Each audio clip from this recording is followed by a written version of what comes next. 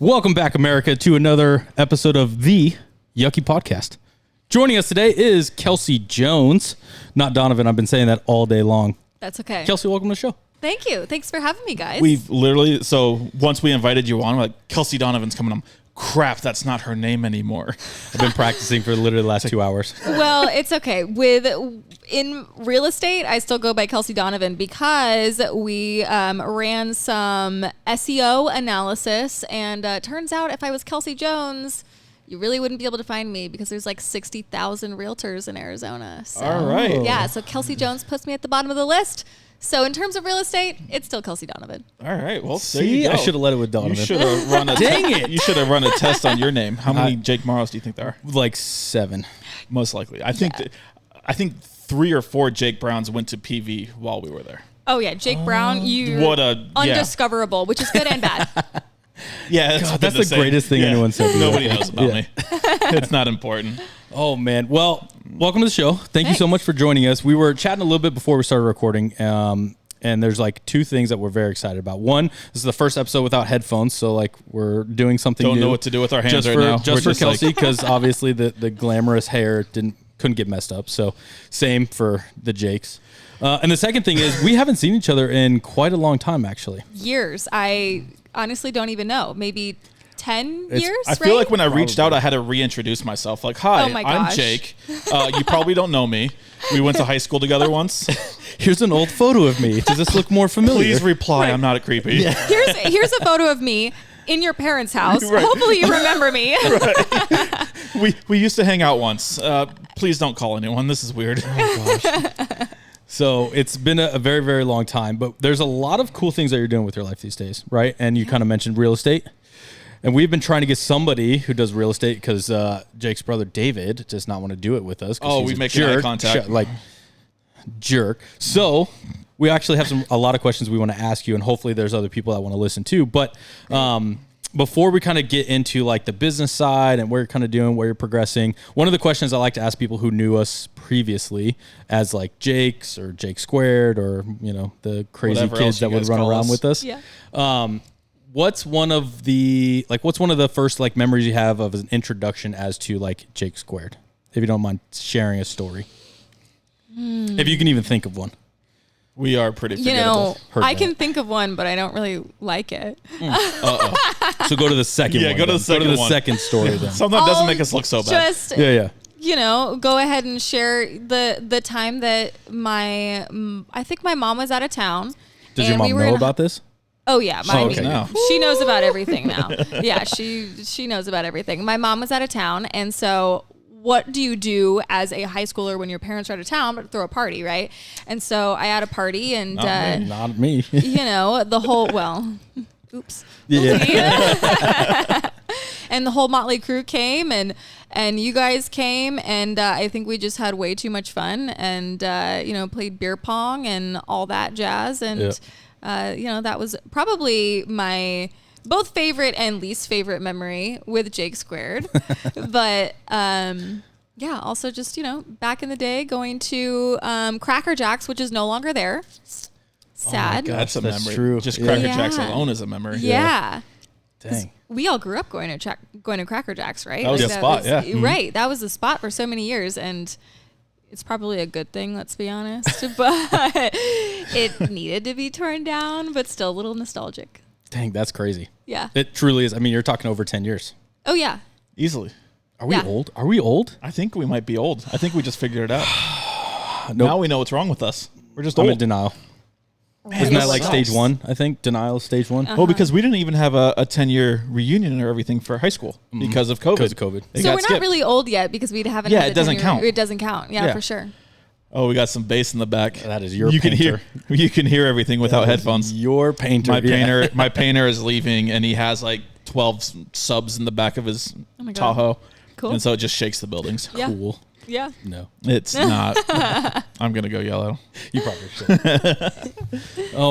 So no, that was the last time. Well, it's been forever since we've seen each other. We've got a lot of memories and stuff going through high school. We were just talking about just old high school friends. Yeah. That we were like, holy crap, that name hasn't come up in forever. Right.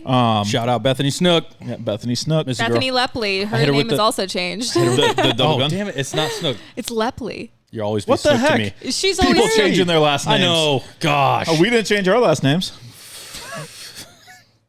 Well, Jake might. You never know. He actually probably will. I'm going to switch it to Brown. I wouldn't be surprised. It would work, though, because the rest of your families are Browns. My mom, her last name is Brown. What, you're kidding? Mm. Yeah, so we could actually be Jake Brown. Her last name is Jake Brown. That's squared. Incredible. Yeah, it's so weird. You guys, it's like you guys were meant to be. And his middle initial soulmates. is an A, just like mine. Huh. So we're both J-A, or it could be B's. Jab and Jam. Jab. We're pretty much one person. I mean, yeah. It's kind of scary if you think about it, but we are the same. I think that you guys just like mesh together after so long. It happens with all friends, but especially with you guys now working together too. Yeah. Yeah. We definitely mesh. Finish each other's sandwiches. Yeah. It's a lot of love and hate rolling around these days. So more hate than love, but we're still here. We're still around. Not much has changed. So you got into real estate, so it's such a weird market and such a weird time for anything real estate. I saw one of your accolades. You're top 5% realtors in Arizona. Yeah, I am. Do you have a clapping one? I wasn't ready. Oh, you can't hear it because there's no headphones on. We're clapping for you. We're clapping for you right now. So on the recording, it shows clapping, but you just perfect. can't hear it. But so appreciate awesome! the applause. Congratulations. Thank That's you. huge. That's awesome. What got you into real estate? What was that kind of driving force? I was like, yep, that's what I'm gonna do. Yeah, so this might sound kind of crazy, but I basically always knew in a way that I wanted to be in real estate. So when I was a little kid, after church every Sunday, I would beg my mom to take me open house hopping. And I just found it really fascinating. And of course, like I think a lot of people like to look at houses, right? Oh, yeah. And so I just really enjoyed that. And I kind of feel like I was brought to it after working in corporate for a very brief time after college. I was looking for a change, looking for something new, and a good friend of mine reached out to me. And, I always knew that I wanted to get into it. And that little opportunity was all I needed to go ahead and run with it. That's awesome. Yeah. Dang. Did you know you were to own an automotive shop when you were a little kid? I honestly didn't think. No, I did not. I was trying to come up with something funny, but I didn't know what the heck I was going to. I still don't know what I'm going to do when I grow up. I'm still trying to figure it out. I'm probably never going to grow up. But I don't know what I want to do. You're looking at it. Yeah, I guess this is You're it. doing it. We don't have a good future going on here. Yeah, we might have to switch it up a little bit. No, we'll be fine. If not, we'll just join Kelsey. Perfect. We can sell some stuff. I have a mentorship program. We're gonna have to dress a lot better. That's gonna be tough. I don't know if this is gonna Cowboy Realtors. You got to be your brand, and we're in Arizona. You can be Cowboy Realtors. You guys can sell in Cave Creek. Yeah. There you go. Done. You can name your business Brokeback Realtors. Perfect. Yeah, love it. Okay, we're going there. Okay. All right, so joining the real estate market, it's such a saturated market right now. Yeah. Everyone seems to be a real estate agent, no matter who you talk to. Absolutely. Somebody is selling a home. What makes you stand out? What makes everyone come to Kelsey Donovan Jones? Yeah, so I think that there's a lot of reasons. First and foremost, I run my business unbelievably ethically. My goal is always to create forever clients, and in creating forever clients, that is not rushing you into a home that you don't love, that is not putting you in a bad scenario, that is truly looking out for your best interests through the entire process. I'm also very, very strategic and creative when it comes to marketing, and that's one of the reasons why my listings historically do so well as well. And I've also watched a lot of your social media, but you'll go to the houses and clean up dog poop and pull weeds and trim trees and with the heels on, or it depends on if I'm expecting to do it or not. Well, if it's trimming trees, if you don't have a ladder, you kind of have to have the heels in order to get the higher branches. Right. So it makes sense. Just put on like 100-foot heels and go ahead and trim the palm tree. It's fine. She's walking around in stilts. I know, right? They're stilettos. Yep, no, that is what I do, and it just depends on if I expect it. There are plenty of times that I go to a house and I'm all open house ready, so I'm super dressed up, and then you go in there and there's dog crap in the backyard that you got to pick up, and all sorts cockroaches on the floor. I've definitely found that and like gone out to my car and tried to like, what on earth am I going to use in my car that I can get rid of afterwards to pick up these roaches? And Right. oh yeah, that is definitely a pretty regular part of the game. So do you have to always be open house ready, or is it just like a rare occasion where you're like only meeting clients or only with an open house? Like, or is this always the fit for you? Or for a real estate agent? Because even Jake's brother is always looking really, really good. Always has like a suit on, Yeah. button up. I mean, he's just like top notch at all times. And I always imagine him going to like help somebody and just working and doing like landscaping and just like a suit. Like, is that just like is that like the normal thing for real estate agents? Like, you have to look your best to do even like the crappiest of jobs? Totally depends on your brand. You Okay. guys kind of know. I mean, you guys knew me in high school. Like I was the girl that was wearing wedges to high school at Paradise Valley. So Why you gotta say, whoa, I lady, know. listen. Hold on. Why you gotta say it like that? Okay.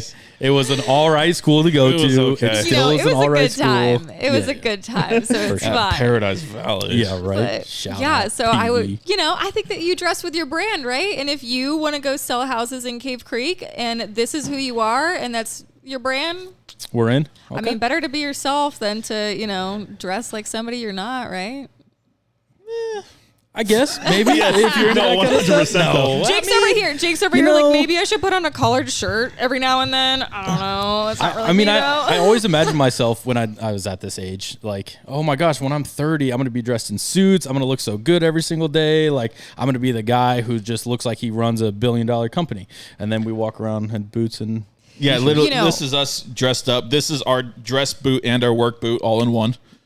But multifunctional. when you become an adult, you realize that That you the don't give a billionaires, shit? the billionaires with the $1 billion businesses are the ones who look the worst half the time. Oh, yeah, sweatpants. They don't and care. off-brand They stuff. don't It's care. just They like, don't have anything say to what you prove. will. Right. I'm going to wear my sweatpants because I am comfortable right now. 100%. So, yeah. and we wear boots because, we can't bend down long enough to tie our shoe anymore.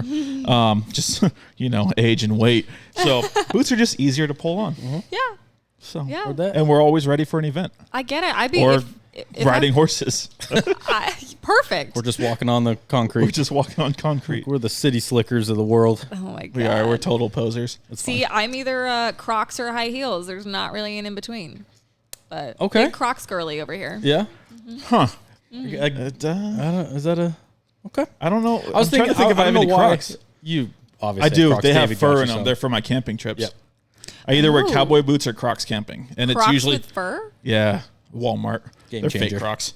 Perfect. But it's usually camping attire is my basketball shorts, a t-shirt, and my cowboy boots. Perfect. I mean, That's- as camping attire should As be. as it should be, right? Right. Yeah.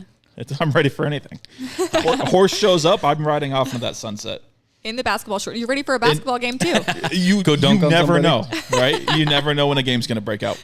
That's right. Tristan, I'm gonna need you to edit that. Me riding off into the sunset to a basketball game in my cowboy boots and basketball shorts.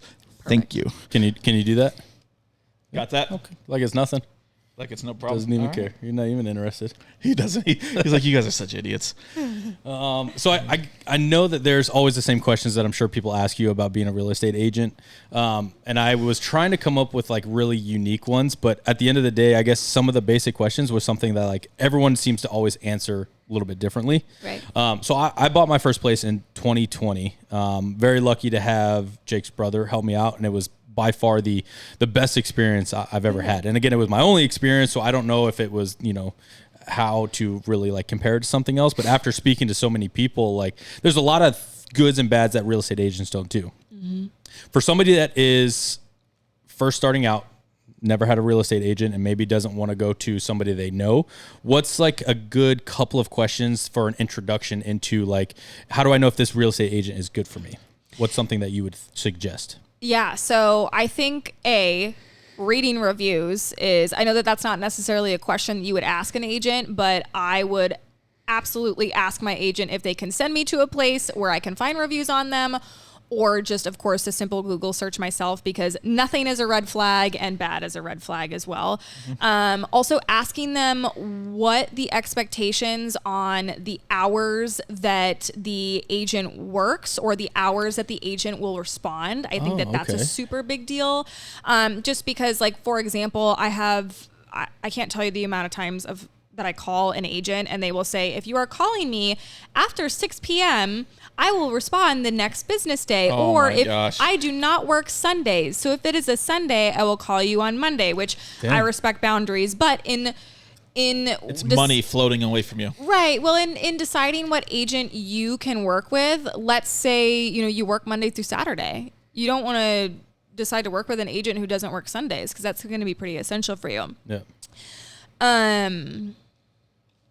Those would be probably the two big things that I would ask. And then also, do you have a team? Are you solo? If I am working with you, will you be my primary point of contact? Because I have worked with a lot of agents over the years, and I can't tell you how many agents sell tens of millions of dollars a year, but what they actually do is they get you to sign in a contract with them, and then you're passed off to, the assistant or another agent on their team.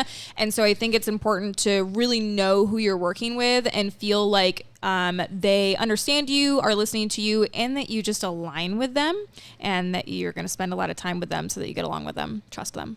Okay. And then now I guess on the flip side of that, for somebody who is coming up to a real estate agent, what's something good that they can do to build that relationship with that real estate agent? Like responding quickly to text messages, or being available on the phone, or, not buying a car or something. Like what's something that you have seen like some new clients do that's good that you would suggest people should do? Yeah, well, I think in terms of my clients, I've been super lucky in terms of the connection, and I think that it should be pretty organic. So I don't think that there's necessarily anything from the client's perspective that they should do to try to connect with their agent. It should be a super organic connection with them.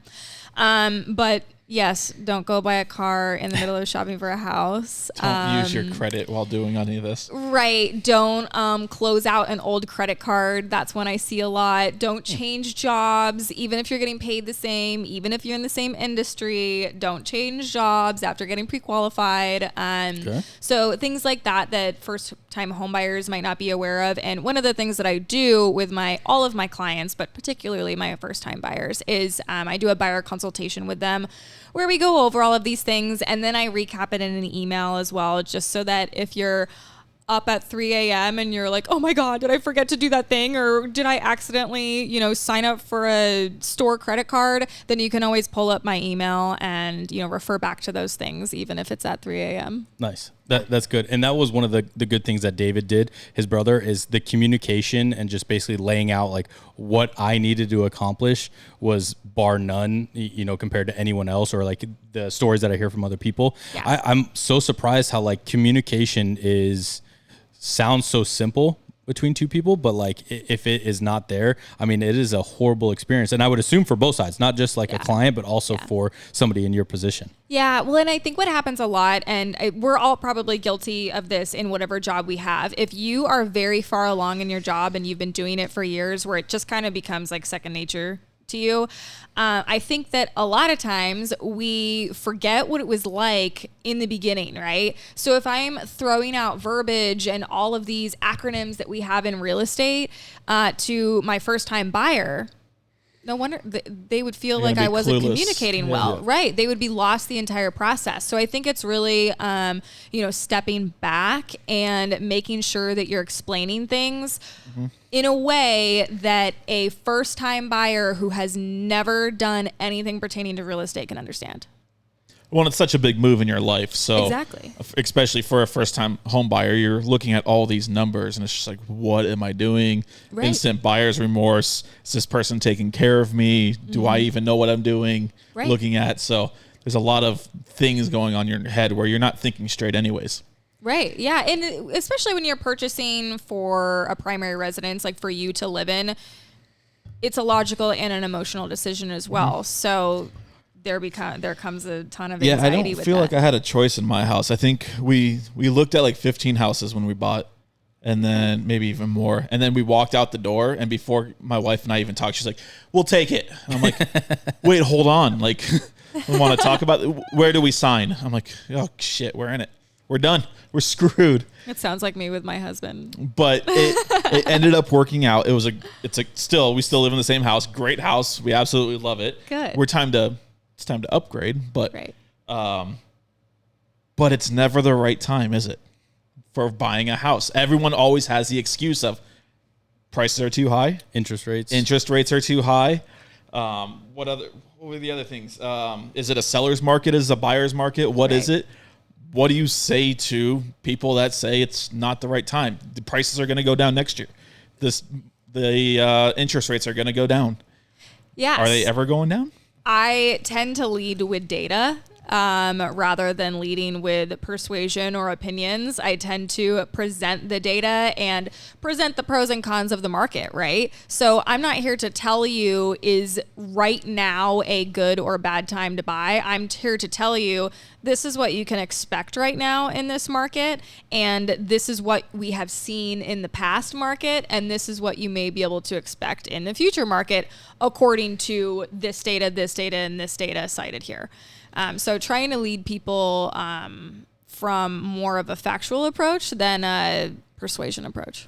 Where do you get some of that data? Because data analytics nowadays, I feel like, is huge for everything that we do. Yeah. Owning a business, operating, working, no matter what, if you want to become better at what you do, you always go back to the data and figure out what's lacking. You know, where am I excelling at? How can I, improve? So what's something that you pull data from? Yeah. So as a real estate agent, I'm a member of the Arizona MLS.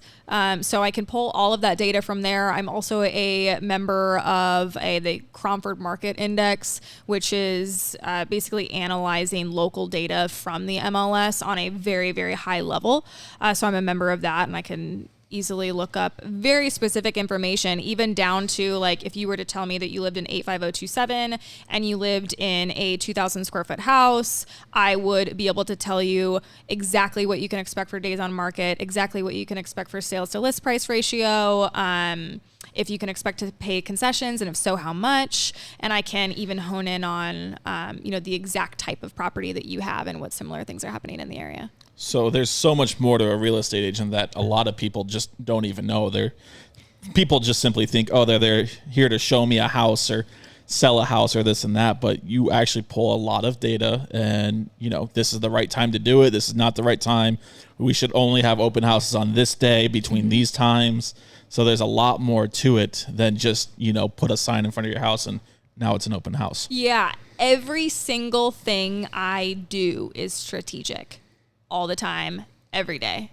It's all strategic in order to put my clients in the best situation. So when going through all this, did you have a mentor the whole time, or starting out, did you have a mentor? Or it was a lot of trial and tribulation, a lot of failures and successes. Yeah. How'd you get to where you are to be, top 5% real estate agent? So I feel very, very, very fortunate that when I originally started, I was an assistant for the most wonderful agents, incredibly ethical, good people. And so I got to see how they ran their business. And of course, it was from the sidelines at that time.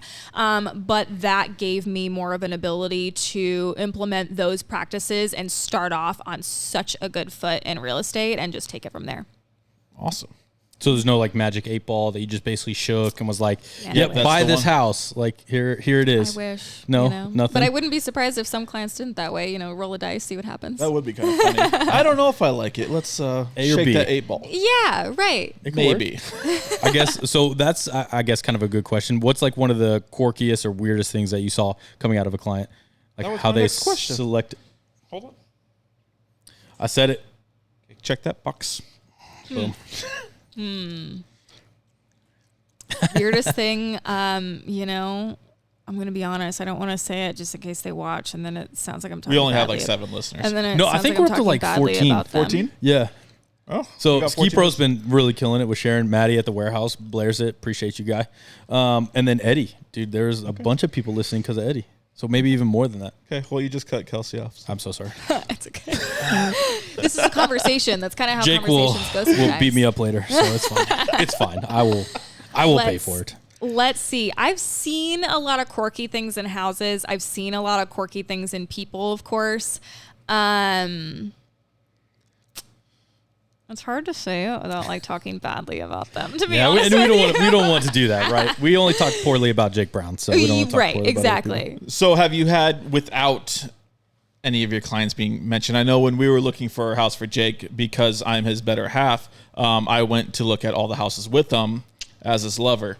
That is hilarious. And so surprised. with my brother as the Not real estate surprised at agent, all. we would go into houses and we would yell real estate as soon as we entered. Right. Or And there FedEx, was, there was some houses that were, part of the iBuyer club that we went into. And when we walked into the house, there's people hiding in the closet. There's clothes everywhere. There's it was like one of the someone was living there. The first house that we looked at were people like camping out up top, like on the second floor. And it honestly, all three of us kind of were like kind of talking in the kitchen, like, do we even want to still look at this place? And we left, and we thought it was going to ruin like the rest of the day because we had probably 10 places picked out. Yeah. David scheduled like 10 places all over the valley to look at. And I literally was like, I don't even really want to do this anymore. Men versus women. You guys are standing in the kitchen, like wondering if you're going to still look at the place. I'm like, I gotta go. I mean, it was. Yes, I've come across we plenty had of that. some additional friends with us that. Yeah, I mean, help. same, but still.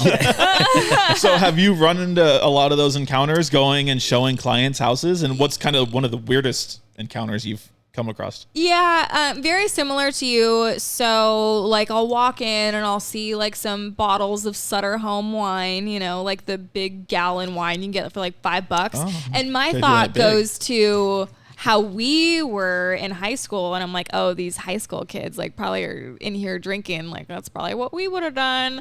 And then I go in the bathroom and there's like a full bath and a bunch of like dirty clothes on the floor.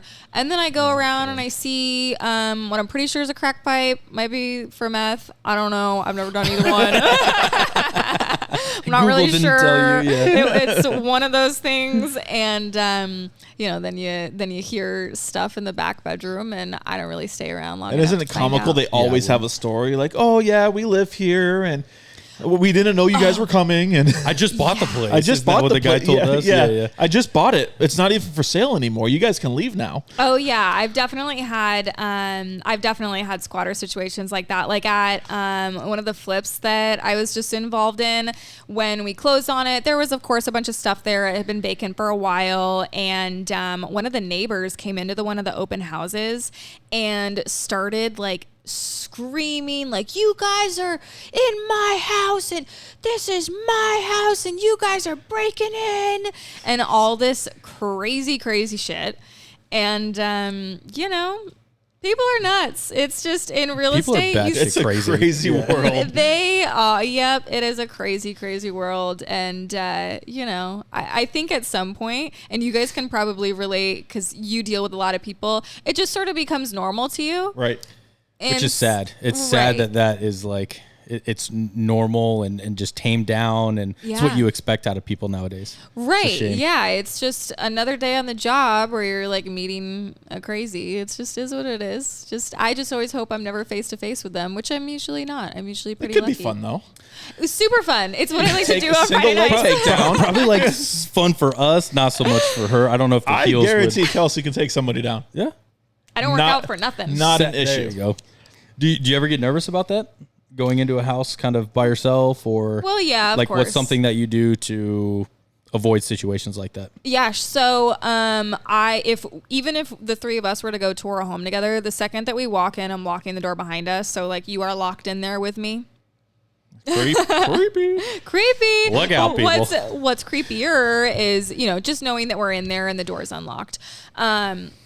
So doing that, and from an open house perspective, like I'll never go upstairs or anything like that with anybody who's at the open house, because of course I'm always like keeping an eye out for where two nearest exits, and I strategically place where I'm set up near at least one exit so that I can, have a clear line of. I guess I've never That's really good. thought about that from the outside of, not somebody in the house, but somebody coming to coming in. look at the house. Oh, yeah, which I think is a lot more common than somebody in the house. I've had more weird experiences with people wanting to see houses with me than I have had with like finding people in the house. Because the people who you'd find in the house, like they don't really want to be found. They're not there to like hurt you. Oh, yeah. They're Gotcha. there to just live there and do drugs there. But when people are like luring you to go see the home, that's kind of the scary thing. Like I've had, a couple different weird scenarios with things like that. Like somebody who just kind of gave me a weird feeling. And so I told them that I'm going to bring my husband along to the showing, and then they blocked me on everything. God. I said that he was like thinking of getting his license, so he was shadowing me. Yeah. Or just last week, so I always get this phone call from this person who keeps changing their phone numbers, and they like breathe heavily into the phone and say things that I'm not even going to talk about. But it always starts off with like, I was totally gonna make a joke too of like, Jake Brown, stop doing that. But it's like, that kind of got real. Like, I got so many jokes. That's And why then I it was looked like, at you. oh, Jake shit, Morrow. this is I'm serious. like, oh my God. I'm like, it's actually Jake Morrow, but he's just trying to pin it on this Jake is recorded. Brown. This is a recorded line. This is a recorded line. Hiking. I'm just looking at We make jokes about it, but it's like a legit thing. Oh, I it's just like a walked up totally legit thing. Stairs. Oh yeah. They're like, I just want to look at a house with you. I'm calling my brother tonight. I don't know. I think I found a house. Jake Morrow, get off the phone. Yeah. Dang it. Every time. No, that's terrifying. It's a real thing. Oh my gosh. You know, I get freaked out whenever my wife leaves the house by herself. Like, just because it is such a crazy world. I'm like, all right, you have to carry at all times when you're For by sure. yourself. We both have each other on GPS because we traveled a lot. Yeah. And I'm like, okay, she's flying into Oakland, and I pull up her GPS, and I haven't talked to her in a day, and it's like stuck in an alley. I'm like, are you dead? What's going on? And so I can only imagine how your husband feels of you going to showing houses by yourself. I'm like, here, you carry this AR with you at all times. You have to be strapped. You'd be standing outside. Oh, you're on the list? 100%. You're not on the list? Get lost. Yeah, I would. Shoo. Yeah, 100%. I would be like laying on my truck bed, like I've got eyes on them. They have Taking entered the pictures home. of license Yeah, plates. they have entered the home. They are now leaving the home. When I have open houses, I either bring my preferred lender, who's like, I don't know, 6'3" and, you know, built like you guys. So you call them the preferred lender, but they're actually your bodyguard. A little bit of both. Okay, He nice. can get you a loan, and he can And protect save your you. life. Yeah. He's got your back. Or That should be their both sides. That should be Yeah. their business motto. We can save your life 100%. and get you the loan. 100%. Save your life and save you money. Boom. Ding. You're welcome. Done. I don't know who you are, Brandon? but you're welcome. Yeah, Brandon, we found a new thing for you. Or if he can't come, you know, my husband joins along, and he always tries to talk to people about the house. And I'm like, shut up. You can't talk to people about the house. You know, licensed agent. And he's like, but what am I supposed to do? And I'm like, be a Eat bodyguard. chips in the corner. Literally. Go sit down. I'm like, I got the cookies. Go eat the freaking cookies. Well, now since you bring up awesome. cookies, Jake and I will be there for you. If I was you just gonna- you need need somebody, bodyguards. we Cookies. can Cookies. collect an entrance fee. Perfect. We won't say how much. One for you, one for me. Okay. And That's good. Respect we that. will let people in one at a time. And perfect. we're there. All you got to do is pay us in cookies. Cookies, brownies, Costco pizza, You guys are cheap. Chipotle, You're easy. Yeah, we're super Barros. We'll show Miller up anytime. Lite. Yep, all day long. Perfect. All day long. Ski Pro water. Maddie, got you. Jesus. I You winked might at him. want to reach out to Miller Lite to get a sponsor. No, we're not that big. We got 14 listeners. All right, I'll try my best. All right, so you brought up briefly that you flipped a home recently. Jake and I have talked about this now for probably 15 years about getting into real estate and flipping homes. Never once got into it because we really don't know the first steps. So what's the steps into finding that perfect flipper?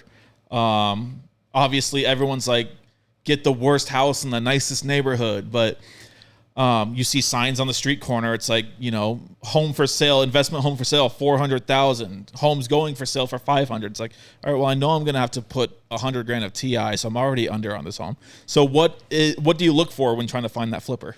Yeah, so they are hard to find. There's a reason why we're not doing dozens and dozens constantly, and there's a reason why not everybody is doing them and why not everybody's doing them successfully. Because you really need to make sure that the profit margins are there and that there's room for error in those profit margins.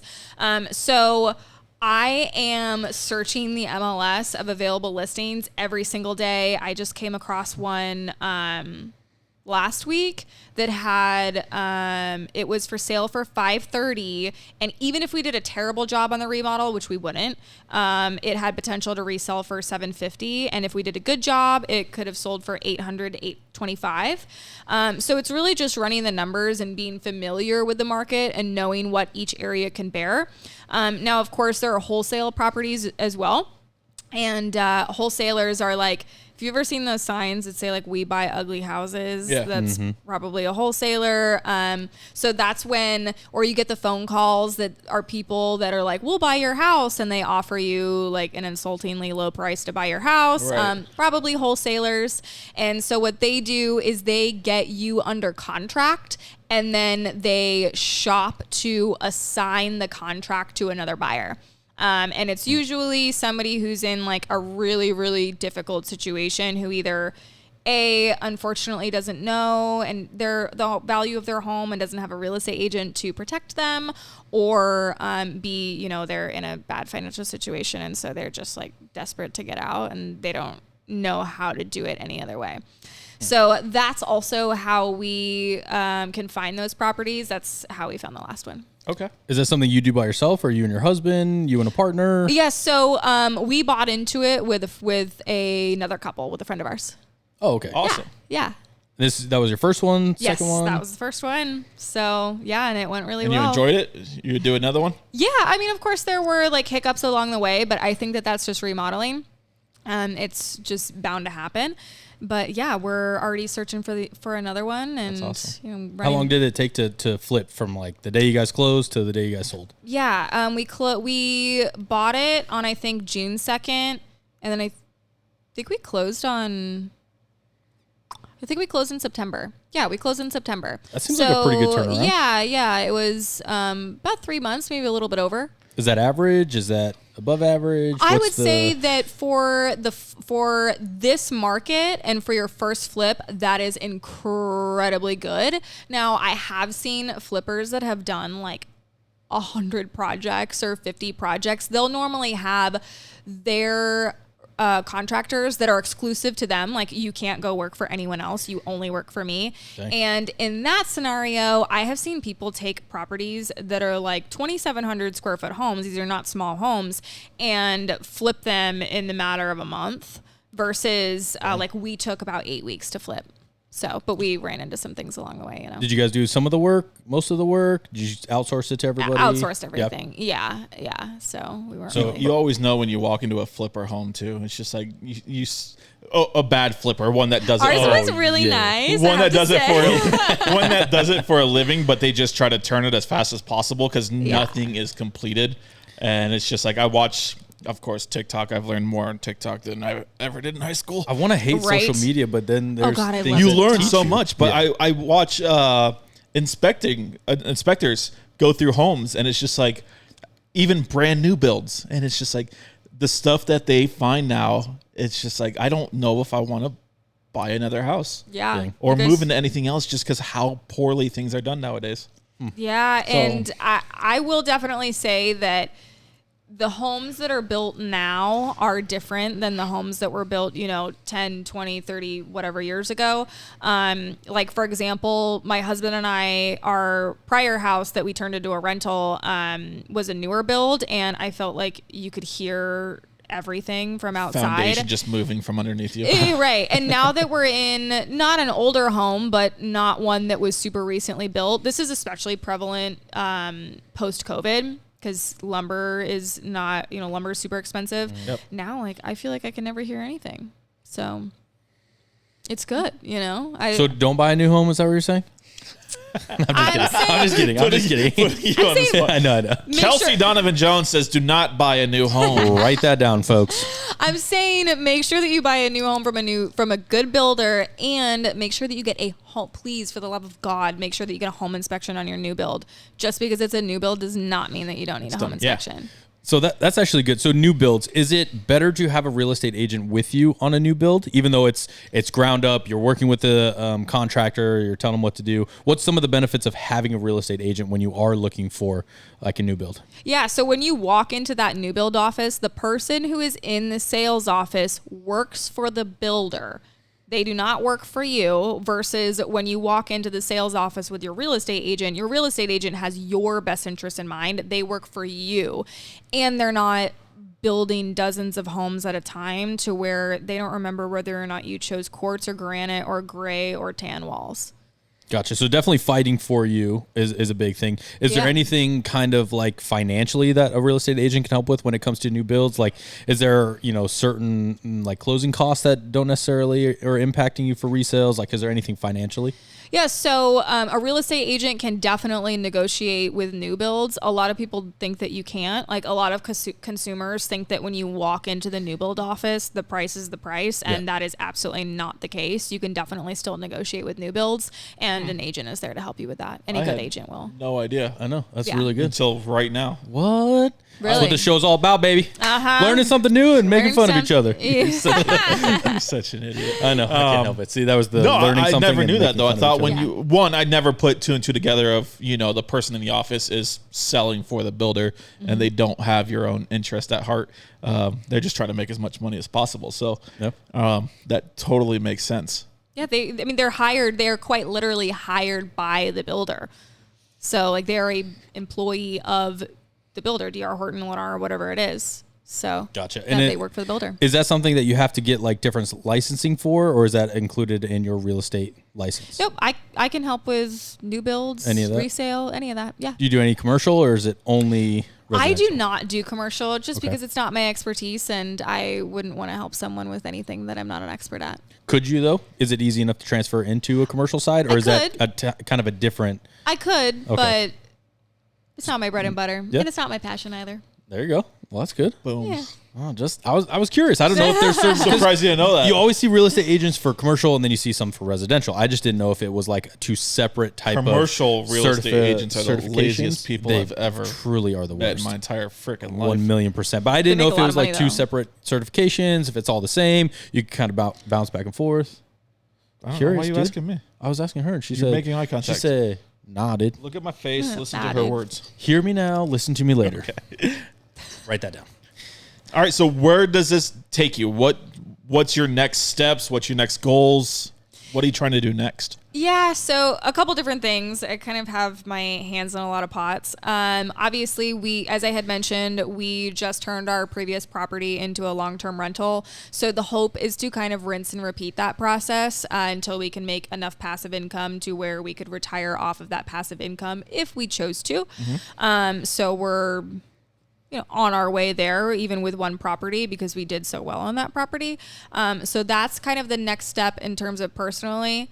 Also, of course, continuing on investing in flips. That was a awesome thing to do, and I'm super excited at the chance to do a next one. So I'll keep you guys posted on that. Yes, please do. And I have started a mentorship program for other agents. I'm still kind of working that out. I've got one gal that I'm working with right now, or starting to work with rather. So mentoring other agents and just trying to teach them my passion and how I've done what I've done. And then I've also been chatting about doing a social media for business class. You guys are welcome to come. It's not going to be real estate specific. It's going to be business oriented in general, and just trying to, I'm so passionate about social media because I've been able to create a 6-figure business on social media. And I just think that it is so much easier than people think. And if I can do it, I know that people can do it too. And I want to help them get there too. Well, in today's world, that's really all there is right now is social media. Yeah. Right. You don't need any other marketing outside of social media. And you can run it on your own because it's become so simplified. Right. Exactly. So. And you also don't have to pay to grow on it versus, the thousands of dollars that you'd have to pay on other advertising platforms. So... Did you have a question? No, go ahead, please. I was just going to talk about social media. You just interrupted. I was going to completely change the subject, so go ahead and ask about social media. What's one of the things that you struggled with starting out with social media? Because obviously there's a lot of negative people out in this world, and we are thankful for T. Lee Productions because we just basically dumped it on him and said, "Here you go, do what we want." Yeah. Right? So what's something that was really difficult for you to start? Confidence, right? How so? When you're on social media, you can become so critical. Jake and I were talking earlier about oh my gosh, maybe I don't like the way I sound, or, I don't like the way I look, or I shouldn't have said that, or I shouldn't have done this. And so that was a little bit challenging to get over initially, especially because from a time value perspective, you can't re-record the thing 700 times because you have to also do your job. and social media is only a part of that. And so that was a big challenge for me in the beginning, was figuring out how to do it and do it confidently. But honestly, once it starts working, you kind of stop caring about all those things. About the nonsense that's coming your way. Right. Exactly. So what's something you would give yourself like advice for the first year you started being a real estate agent? What's something that you would have wish you had known or wish you could tell yourself? I think that I would tell myself to pour more energy into the things that are going to come to fruition rather than kind of just spinning your wheels on things. Because I think that there's a lot of that in any business. And I think that as new business owners, you kind of can easily become distracted by things that you want to work out that just don't. So I think learning to identify those things faster would be something that I would go back and do a little bit better. Nice. I honestly thought she was going to be like, be the next Chip and Joanna Gaines. I don't know why. That was just in my head right there. If I had my husband be Chip Gaines, oh my gosh. If Jake had his husband be Chip Gaines, yeah. I thought you were his. So you're going to be Chip Gaines? Yeah. Ooh, Oh, perfect. I'll be your Joanna. I don't think you have the hair for that. Whoa! And this is why we like Kelsey. I'm just kidding. Take your hat off. No, that's not happening.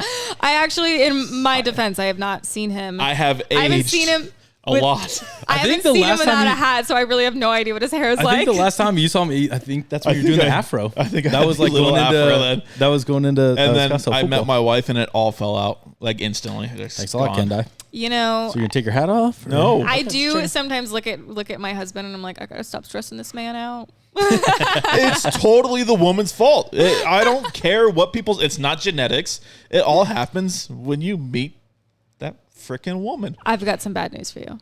Shit, it's genetics. I knew it.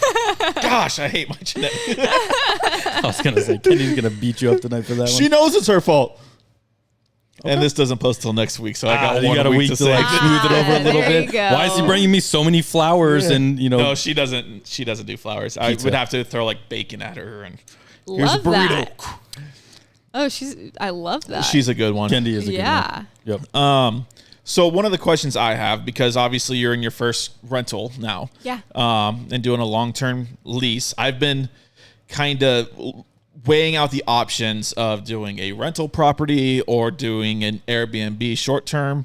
What do you recommend? What is good? What is bad about the both of them, pros and cons? Yeah. So obviously in an Airbnb, your profit margins are going to be much better, especially right now in the way that interest rates are, assuming that you are getting a loan for the property.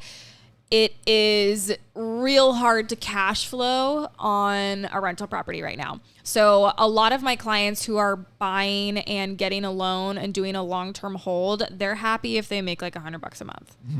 They're happy if it pays the mortgage. And that's because they believe in real estate and they believe that real estate will go up over time and that rentals will go up over time. So it's a purchase now that is not losing money, that they believe is going to gain money in the future. Right. So that's kind of a con of the long-term rental.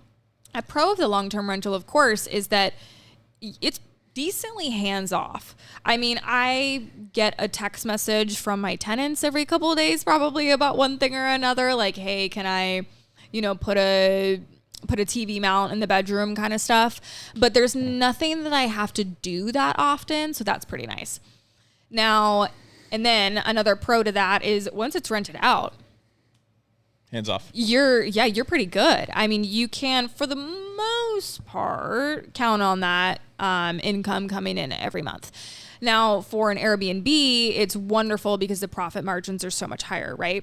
Now, Airbnb is quite oversaturated. When you are identifying a property that you're going to buy with Airbnb, you need to make sure that that is a cool property in a cool place. Yep. In order to really be successful with it. But if you can do that, if you can identify a property like that, then I think it's just fantastic. Of course, you have a little bit higher startup costs because you're going to have to actually furnish the place. You have higher maintenance, but of course you can always hire out a property management, which is probably a good idea, to be honest, especially when you're talking about Airbnb. So there's definitely pros and cons to both. I think that a lot of people are under the assumption, I think a lot of this comes from social media, that Airbnb is easy money, and it is not. It's running a business. You're running, always on top of it. Right. It's running a business that's 24/7. It's running a business that is hosting people nonstop. So if you can take on that, or if it's in your profit margins to hire out a property management company, then I think it's still a good idea. Of course, you have more risk of vacancy with an Airbnb, but you also have more reward during our high for stays. Right. Yeah. For our high season, you can do really, really well if you have a great property. So with a rental, you mentioned property management a couple of times there. So with your one single rental, are you kind of facilitating everything, or you're doing it all on your own? Is that something that you would look into if you added maybe 2-3 properties, or would you kind of want to be the one who manages everything? I would probably manage it until it no longer makes sense from a time value perspective. Okay. What would that be to you? Because you could realistically continue to do it and push past that threshold. But is that something that you set for yourself, or if it starts impacting your work? I mean, how do you really depict that threshold? Well, of course, the real estate sales come first, because that's what is paying the bills. So the real estate sales come first. So if it was ever to impact that, then I would have to weigh those pros and cons. My dream is not to be a property manager, even if it's a property manager of my own properties. Yep. So at that point, I would hire out property management and continue to do what I love, which is buying and selling houses. Would you do a property management with just one building? Or you would wait? I have difficulties with that because I'm like, all right, well, I can mow the lawn. I can do this. I can fix this. Do you do that at your own house? So I believe that if I got into rental properties, whether it's long-term or short-term, I think for the first few, in order to save up as much profit as possible, I would probably do as much of everything as I could. In order to retain as much cash flow as possible to go and purchase 2 more, 3 more, whatever it may be. Instead of constantly paying out property managers, landscapers, maintenance, whatever you may do. You and I, we've done all this before, right? Yeah. That's so why I know I would do a property management, because I ain't doing that shit again. But I think you would, because I see how you are with, I don't know. I see how you are with our businesses now, and you won't hire a landscaper to do landscaping at any of your properties because you want to save every dime possible. So then I think you would do the same thing at one of your rental properties of, I'll mow the grass, I'll trim the trees, I'll take out the trash. Yeah. I don't want to say you're right, but I am stubborn. I'm right. So probably. I'm right. I know, but I'm stubborn enough to be like, you're wrong, even though you just want me to right. be wrong. But I think it really comes down to a time value perspective, right? Like, I just had a client who bought an Airbnb, and they live in Queen Creek, and the Airbnb was in Old Town Scottsdale. They were driving up to clean the place themselves, and they earn a good income, right? And like they live a good life. And you could pay someone probably like $100 to clean the place. It was a smaller place, so you could probably pay someone $100 to clean the place. And to me, $100 isn't worth the drive from Queen Creek to Old Town Scottsdale, let alone 4 hours cleaning. But you also know what has gone on in your house. If there's a hole in the wall that wasn't there previously, if there was, a crack in the countertops, if there was a leaking sink or something that a cleaner is not going to know. Well, so you're able to keep up on maintenance where, if you have a cleaner there for a year straight, obviously, with any long-term leases, any profit you get, unfortunately, goes back into new carpets and new this and that, unless you set up your house a different way. But I think that's why I'd want to be more involved, is to just see what has gone on in my house and what needs to be repaired before the next person comes in, or before it gets past the point of no return and now I got to remodel the whole house. That is why trusted contractors and cleaners are so important. For example, my my dryer wasn't working really well the other day. Guess who told me about it? My cleaner. I didn't notice, but he did. Oh. So you just kind of have to find somebody who... I told you. Stupid. You just have to find somebody that you trust that actually like will have your best interest out for you. And if you need someone... She hit you with the gun too. Just saying I'm not the only one. Boom, boom, boom, boom. See, and then maybe we just have trust issues. That could be it. Not us. That could be. That's not true at all. Lies and deception. Well, no, because obviously, so my wife worked for an iBuy company. Oh, really? Which one? I was just gonna say, can you not say the name? I don't know. I almost said it earlier, and you just didn't. Why wouldn't you? I don't know. OfferPad, Open Door. Yes, she was like sub 90 employee for Open Door. So she built out all of Open Door's operations and everything. Wow. Okay. And grew. She took it through IPO and going public and everything. Cool. She was way up there. She did really good. She was very high up in Open Door for a long time. I'd love to talk to her. That's and then she moved on to another company called Kindred, which is a startup, and it's home swapping. So it's across the nation or across the world, and you swap house for house. Wasn't it kind of like based off a movie, The Holiday? The Holiday, yeah. Never seen it. Jack Black, great movie. I love that. I know somebody who does that, and it's like the greatest thing. Yeah, so she was the number one employee for them that they hired, and so she built out all their operations as well. Wow. In order to get to where they are, and they have hundreds of homes on their platform now. And now she's kind of gone off on her own she has her own consulting business. Wow. But yeah, so I've just listened to her interviewing cleaners for hours a day, interviewing just maintenance people for hours a day. And it's just like, man, that just seems like a freaking hassle.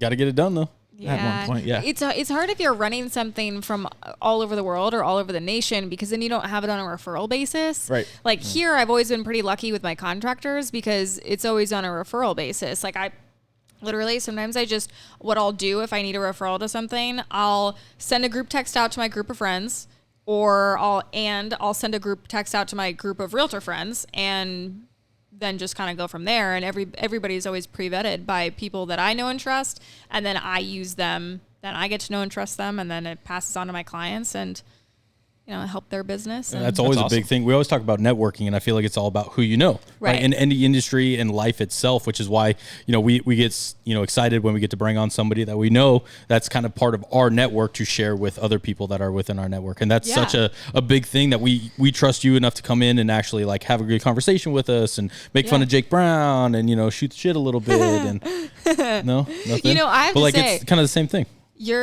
You backed a good one. Your wife must be she's a smarty. She's way out of my league. She's a smarty. Yeah, she is better than I deserve, as Dave Ramsey would say. Oh God, Dave Ramsey.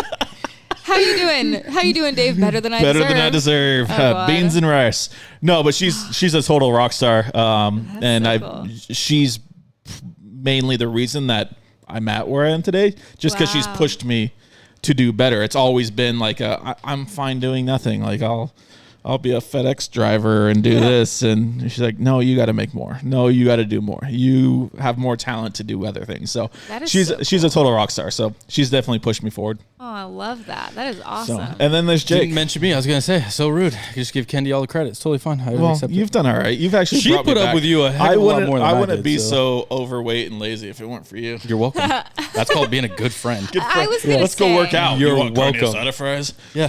You could be all like fit and working out, and like at the end of the day, at the end of your life, you could be fit and like die, or you can be like happy, healthy, pizza in your belly, and die, and you're buried next to the same person. Which We're one all would you gonna die rather anyway. be? Thank you.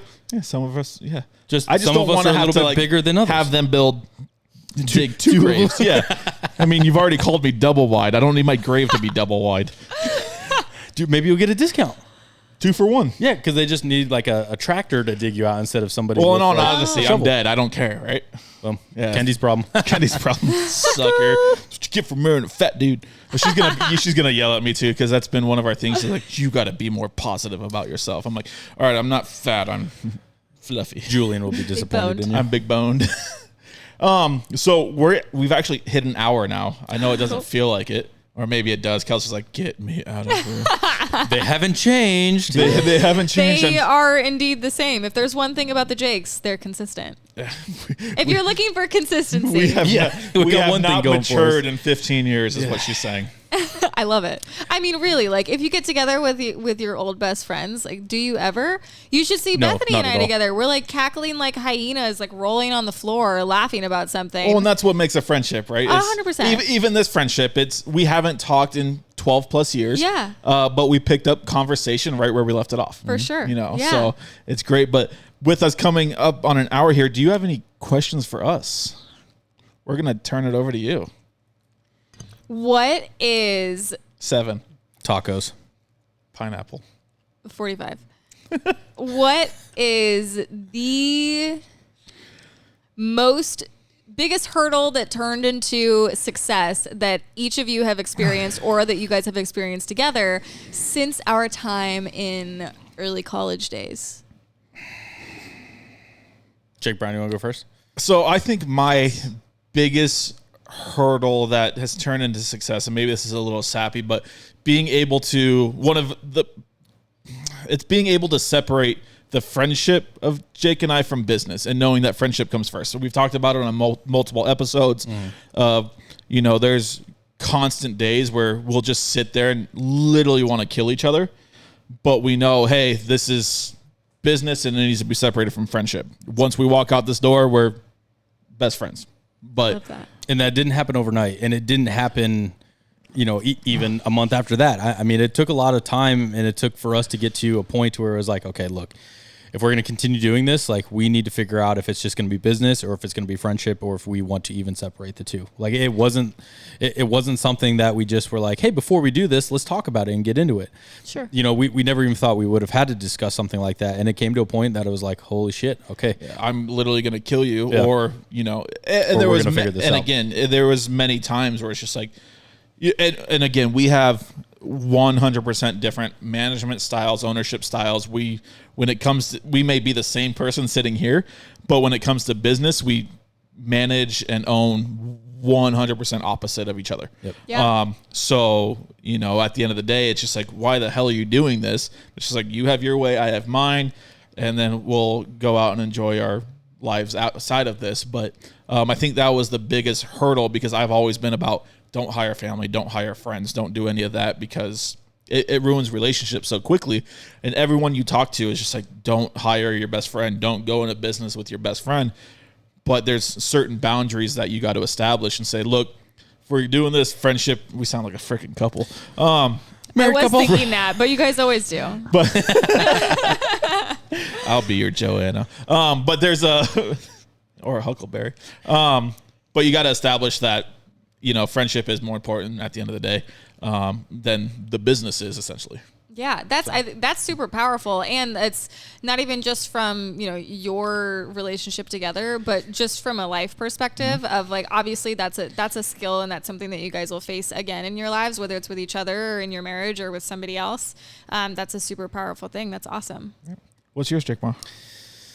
Can't take mine. I know, that's how I was going to. I was just going to add on to it. What he said. I think so. There was a short stint that I lived in Virginia. Okay. Out in Fredericksburg. I worked for a company called Lidl, Lidl. It was a European-based grocery store company that came to the United States. I was very lucky to Mike Minio also went to high school with us. Yeah. So he got hired on. He traveled Europe for years with them, training. So what he got paid to do is train and party.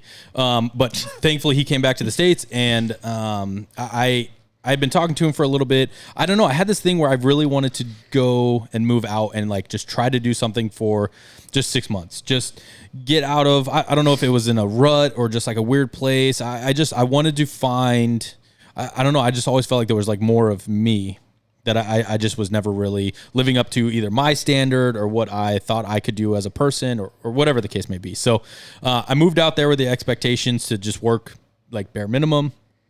Come back in 6 months and just, like, have a great time. I ended up applying for a job with him, interviewed, got hired, actually moved up in a position for management, ended up really, really liking it. And I learned a ton about myself, I guess, personally, but more developed like who I wanted to be professionally. Cool. If that kind of makes sense. I really got to figure out like, we were working a lot of hours. We opened up distribution centers. They were almost 1 million square foot building. Wow. And we were doing like when we went live, I mean, it was like 130 hour work weeks. I mean, there were some days where we literally we'd go home, we'd rinse off real quick, brush our teeth, come back to work. There was a director there. His name was Ian Hunter.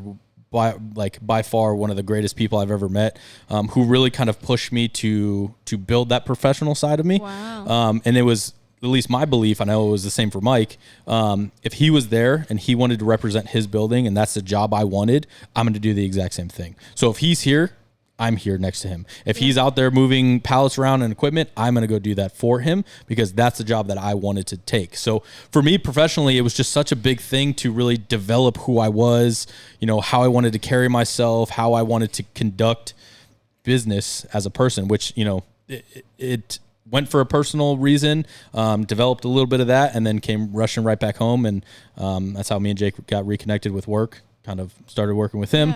But professionally, it was just one of the most eye-opening things. I mean, there's still guys that I talk to that are back there that I think I'll always talk to for life. That was a big thing for me. Look at you. You said that you never grew up. I don't think I fully grew up. Turns out you kind of did. Yeah, sometimes. Depends on who we're talking to, I guess. Because when it seems like when we talk to people from our past, it just, I don't know, it relaxes us. We just kind of go back to, we don't have to put on a facade. We don't have to, we're not in like a business meeting. We don't have to be the most professional people around. It just, kind of refreshes, at least for me. I won't speak for you, JB, but it's nice. It really is. It's nice to connect with people from back in the day that we all had different lives. I mean, we get, you were talking about memories on Facebook for photos and stuff. Yeah. Looking back at like, holy. Some of them pop up and like, wow, I was a freaking idiot. That was us. Like I said something like that. That's embarrassing. Yeah. That's just cringe. Why was I so skinny? Like that was amazing. No. I think I have a photo of you like on the floor at my mom's house or something, like just wasted. Like I probably wasn't even wasted. I was gonna say he didn't drink in high school. I still don't drink. So you don't drink? No. I didn't know that. At your party, he didn't drink anything. Yeah, so it's just me. He didn't drink. Could you imagine if I did drink? Good for you. I've never really drank maybe 5-6 times in my life. Oh my God, that had to be challenging and when we were young it and like impressionable. Really wasn't though. Like it. Good for you. It did the opposite for him. People were like, "Come on, Jake, drink," and then he was really like, "No." Like the peer pressure, it made him not want to drink. So don't tell Jake what to do. Is basically what he will do the opposite. Yeah, 100%. He'll do the opposite. Yeah, you could be like, "Go be successful." I'm like, "Screw you, I'm homeless." I'm gonna prove you wrong. Oh God. So you got any more questions for us? I think that's it. It was great chatting, guys. Well, tell the people where they can find you on Instagram or social medias. You can find me all sorts of places, but Instagram is definitely the main one. I'm Kelsey Sells Scottsdale everywhere across social media, or you can reach out to me by phone at 480-200-8689. There you go. That was a legit ass selling voice there. Right. Just like, my name's Jake. I've done it a couple times. You can find me here at I didn't mean to Wendy's. make fun of it. That was really good. I was almost a little jealous. People say that I have like my news anchor voice. You know what I mean? Like there's me talking like right now, and then there's like, I don't know. Suddenly I'm like, you can reach out to me at KIOP. Boom. No, I think that's it for me. Fan-frickin-tastic. We made it through another episode of the Yuckie podcast. Great friend Kelsey joined us. Thank you so much for coming on. Yes, thank you. Definitely enjoyed it. It's been forever since we talked, so I'm glad we got to catch up. Let's try not to make it so long the next time we talk. We'll keep in touch through all your flipping journeys. Yeah. And see that? My flipping journeys. Your flipping journeys. I like it. Thank you, T. Lee Productions, for filming yet another Yuckie podcast. You can find Kelsey at Kelsey Sells Scottsdale. That's the one. Which is all around Arizona. She sells everywhere because she's a total rock star. T. Lee Productions. Where can they find you? T. Lee Productions. That's where they can find you on Instagram and all social media. You can find us at The Yuckie Podcast on all social media. And we're now putting full videos on YouTube. We're killing because the game. we're moving up in this world. killing the game, but we're killing the T. game. Lee's killing it. We're just here. So we will see y'all on the next one, which is next Wednesday. Bye. Bye.